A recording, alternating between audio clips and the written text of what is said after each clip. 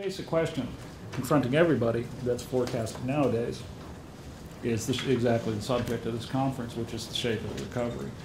And we economists like to think in terms of alphabet letters. Okay, is it going to be a V-shaped recovery where the economy goes down and bounces back really quickly? That's the typical shape of the U.S. recovery. The U.S. is sort of, internationally speaking, a pretty flexible economy where adjustment occurs, in historical perspective pretty quickly, so it usually looks V-shaped. Is it going to be U-shaped, where we have a sort of fast decline and then a gradual climb back to normalcy, or is it going to be W-shaped, where we get some bounce, but then we fall back again and come back up again? And that's what I'm going to talk about today. So how have households reacted? Well, let's add up the figures. They've had a big hit to their paper wealth, their savings, if you will, through the housing market collapse, through the collapse in the stock market. So folks want to rebuild that wealth. They've seen the unemployment rate go way, way up. So what they want to do is they want to build up their savings buffers, and we've seen just that. We've seen the saving rate, which is a percent of disposable income on the part of households, jump up from basically zero in the years before the crisis to now about 5%.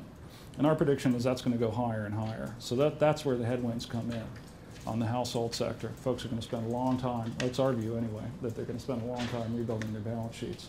And that's going to be a big restraint to consumption going forward. Last, I would say, well, what about the W? Okay, well, we're not forecasting a W. We've got a pretty U-shaped outlook, but there are risks on both sides. On housing, one of the big ones is foreclosures. Okay, now foreclosures have been coming up and up. Already by about mid to late summer this year, we had a record level of foreclosures, which actually beat the record level that was attained last year. There seem to be some signs that the buildup in foreclosures is slowing, but that might be a couple of things. One are the moratoria that have been put in place in various places. When those roll off, we could see more foreclosures, and those are worrisome for the reasons I mentioned before. On the financial system, we think it's pretty urgent to get it completely fixed. Delays wouldn't be helpful there. There are also some risks to the upside, though. One is an upswing in confidence. We've seen consumer confidence come back pretty well, so that would be helpful. The other possibility is a more rapid housing recovery. We don't see the housing recovery as a sort of very prominent risk. Again, we put a lot of emphasis on, first of all, the tight financial conditions.